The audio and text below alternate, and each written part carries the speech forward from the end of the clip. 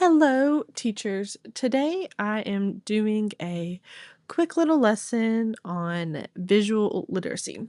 When you think about literacy, we normally don't think about the visual aspect of it. We're thinking about, the words. Can I get my students to understand the text? How am I going to get them on reading level with their grade? How can I get them to comprehend the text? In upper grades, we're not necessarily looking at the pictures of literacy, not much visual literacy going on.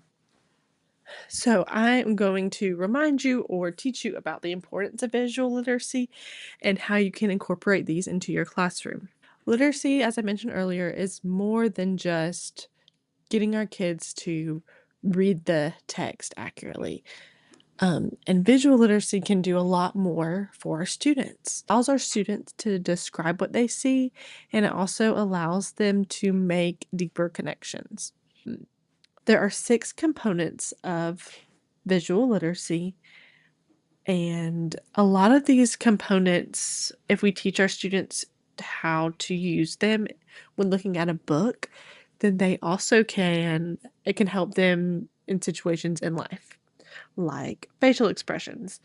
When a student looks at a facial expressions, they can see what's going on with their face, how they're feeling, and when you look at pictures of different facial expressions, then they can talk about how these facial expressions relate to people in real life. Okay, when you see this person is smiling in this book, what does that mean when you see somebody?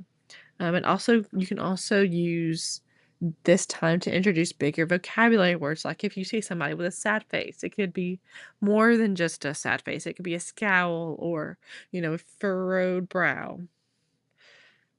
So, not only are you describing and using those critical thinking skills, but you're also introducing vocabulary words.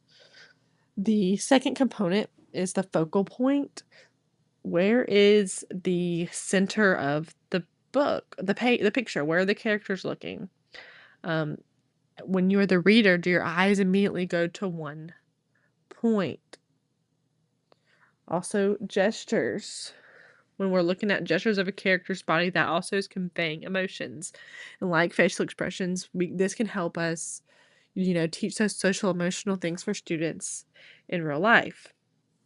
So students can look at different parts of their body, like their hands or their arms. It can also show a character's personality. The fourth one is clothing. So characters wear clothes to maybe for them personally to express themselves, or even different parts of clothing represent a different time period. So that can also help you critically think about when the story took place. What was the character's life like? Is there more clothing is there a connection between the clothing and the setting? The last two are setting and objects. So looking at the picture of the story helps you figure out, does the illustration show you a particular time of the day? What is happening? Objects also help enhance illustrations. So all of these components really allow you to think about what is going on in a picture and help students critically think about it. It's not just who are the characters, what are they doing? It's much more. You're looking at all of these different things. So you may just be overwhelmed and stressed out about how you can incorporate your visual literacy into your classroom. And these are all things that you could do tomorrow.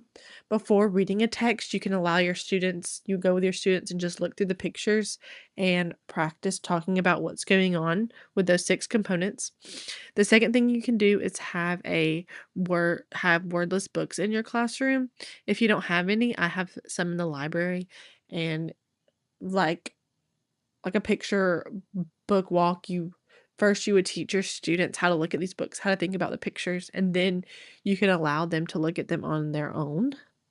And the third thing that you can do is your students may also be visual learners. They may need to, once they learn something, get it written down, draw a picture of it or draw a diagram, have a visual of it. I hope you have learned something in our presentation. If you need anything, just reach out to me. I'm always here to help.